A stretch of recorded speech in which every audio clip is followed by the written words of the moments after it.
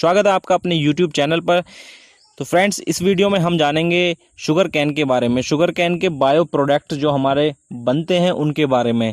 तो आप सब जानते होंगे, गन्ना आपने खाया होगा, आप गन्ने की खेती भी करते होंगे। जो शहर से हमारे दोस्त हैं वो गन्ने के बारे में सभी जानते होंगे। मार्केट में गन्ने का रस, गन्ने की कोल्ड ड्रिंक वगैरह आपने पी होंगी। तो गन्ने से क्या क्या प्रोडक्ट हमारे मार्केट में जाते हैं बिकने के लिए और हम उसके क्या क्या बायो प्रोडक्ट बना सकते हैं, उन सब की जानकारी इस वीडियो में मैं लेकर आया हूँ। तो हम बात करते हैं, गन्ना हमारा जब खेत से कटने के बाद सबसे पहले हमारा शुगर मिल में जाता है। शुगर मिल में उसके सबसे पहले रस निकालकर चीनी की प्रोसेस तो आप सब जानते ही होंगे। अगर आप चीनी की प्रोसेस सीखना चाहते हैं तो मेरे चैनल पर वीडियो पड़ी हुई है, लिंक डिस्क्रिप्शन में दे दिया है, आप वहां से देख सकते हैं। तो गन्ने से सबसे पहले हमारा निकाली जाता है रस। अब रस, किसान मित्रों, हमारे एक गन्ने से रस जो निकलता है 70 से 75% तक निकल आता है। उस रस को, गन्ने को हम चूसने के भी काम में ले सकते हैं। रस जो होता है उसका हमारा स्वास्थ्यवर्धक पदार्थ भी बनाए जाते हैं। पेय पदार्थ, प्रोटीन, गुड़, शक्कर, राब, खांड, सीरा, इथेनॉल, सिरका, यीस्ट, लैक्टिक अम्ल सब बनाए जाते हैं इससे। रस निकलने के बाद बचती है किसान मित्रों खोई।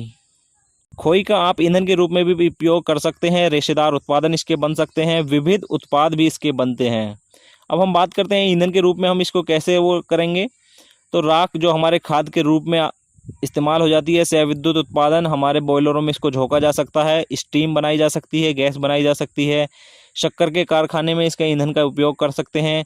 इसको अलग अलग फैक्ट्रियों में जलाने के काम में खोई जो होती है, बगास को हम इस्तेमाल कर सकते हैं। रेशेदार उत्पादन की हम बात करें तो पल्प, कागज़ की लुगदी बन सकती है, कागज़ की दस्ती बन सकती है, रेशों की दफ्ती बनती है, दफ्ती बोर्ड बनते हैं, पार्टिकल बोर्ड भी बनते हैं और पेपर, अखबार, किताब सब इससे बन जाते हैं। अब बात करते हैं हम इसकी विविध उत्पाद की। तो परफ्यूरल इससे बनता है, अल्फा सेल्यूलोज, जिलिटाल, शुद्ध खोई, प्लास्टिक, पशु का बिछावन में हम इसका इस्तेमाल कर सकते हैं, जानवरों के चारे में भी, और मृदा के सुधार में हम इसका खाद भी बना सकते हैं। किसान मित्रों, चीनी के बारे में तो आप जान ही गए होंगे कि चीनी तो गन्ने की उससे बनती है, रस से।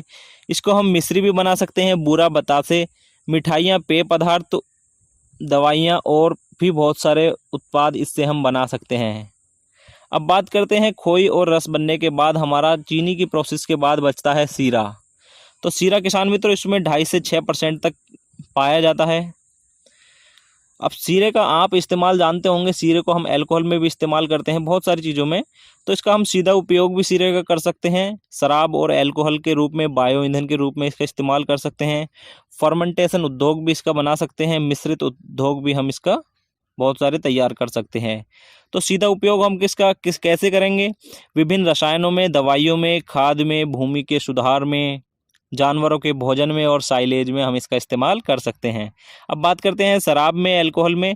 तो शराब, इथाइल अल्कोहल, शुद्ध स्प्रिट अल्कोहल के अवयव हम इससे बना सकते हैं।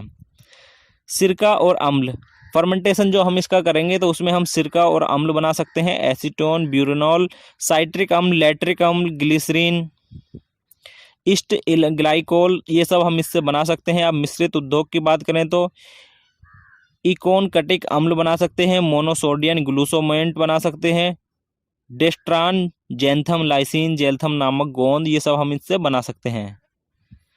अब किसान मित्रों, हम बात करते हैं इसके गन्ने के ऊपर जो हम रस इसको निकालते हैं, उसके रस के प्रोसेस के बाद जो गंदगी बचती है, जिसको हम मैली बोलते हैं, मैली को हम बोलते हैं प्रेस मड, वो हमारी 3 से 4% हमारे गन्ने के रस से निकलती है, जिसको हम खाद और कंपोस्ट, मोम, वसा, ऊर्जा ईंधन, इन सब में इस्तेमाल कर सकते हैं।